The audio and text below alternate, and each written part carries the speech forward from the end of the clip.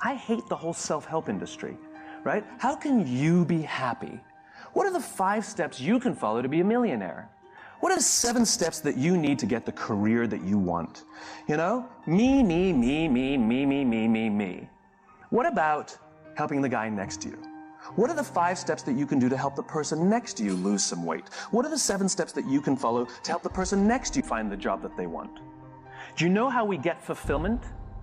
You can be happy because you did things at work. You can be proud because you did things at work. You can be excited because you had a big success at work. But you know how you feel fulfilled at work?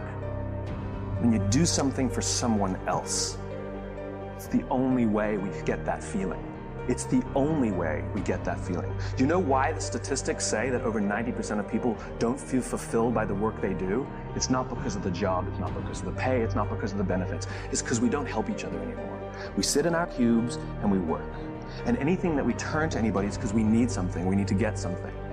And yet we don't put ourselves out there simply for no other reason than to help somebody else. Do you know what generosity is? Generosity is doing something for someone else expecting nothing in return. At no point ever. I did something for him, why won't he help me? It's not an equation. It's designed to help you feel good. And Mother Nature has given us this feeling when we do something for someone else to encourage us to do it. Because when we are in groups, when we are surrounded by people who believe what we believe, trust emerges and our very survival and progress goes up. Sex feels good. It's why we do it. And Mother Nature has provided that it will feel good so that we can do it more, so that we can procreate. That was not an accident, right? Well, the same goes here. That sense of fulfillment that we get was designed so that we'll do it more, so not only will we procreate, but we'll create strong senses of bonds and cultures amongst each other. I did a little experiment with a homeless person. Not like on them, it's not like electrodes. With them, voluntarily helped me. Because the whole idea of giving, right? You've all walked down the street and you've all seen someone begging and you either have or haven't thrown a few pennies in their cup. When you do, you feel good. You bought that feeling. That is a legitimate commercial transaction. You know, commercial transactions are defined as the exchange of consideration. There was an exchange of consideration here. You gave money, you got the feeling of goodwill. You paid for that feeling. If you didn't give money, you either feel nothing or you feel bad.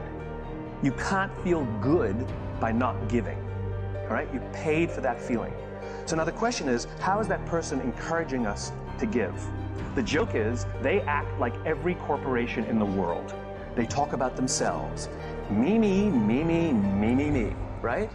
Like they sit there with their little outdoor advertising, little sign, right?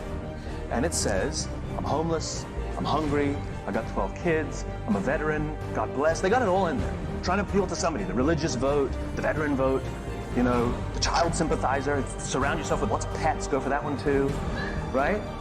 All in an attempt to get something from someone. Takers, not givers, right? All about me. Well, what do corporations do? We've added more RAM, we've added more ROM, we've added more speed.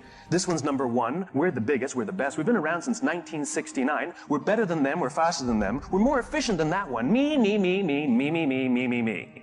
And so even if we buy their product, guess what? We don't really feel much. So I did this little experiment. I found a nice homeless lady on the streets of New York who's willing to help out. And I learned that with her sign, which was pretty typical, I'm homeless, I'm hungry, blah, blah, blah, she makes between $20 and $30 a day for her day's worth of work, 8 to 10 hours of sitting there selling goodwill. 8 to 10 hours, she'll make $20 to $30. $30 is considered a good day. I changed her sign, and the new sign made her $40 in 2 hours.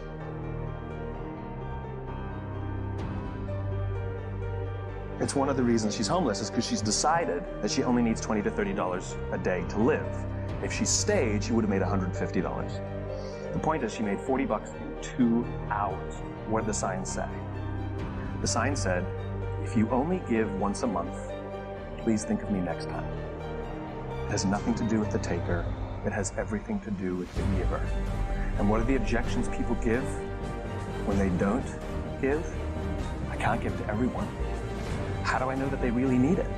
And so I address both those concerns. I know you can't give to everyone. So if you only give once a month, my cause is legitimate. I will still be here when you're ready to give. $40, 2 hours. Make it about them, not about you. The fact of the matter is 100% of customers are people. And 100% of clients are people. And 100% of employees are people. I don't care how good your product is. I don't care how good your marketing is. I don't care how good your design is. If you don't understand people, you don't understand business.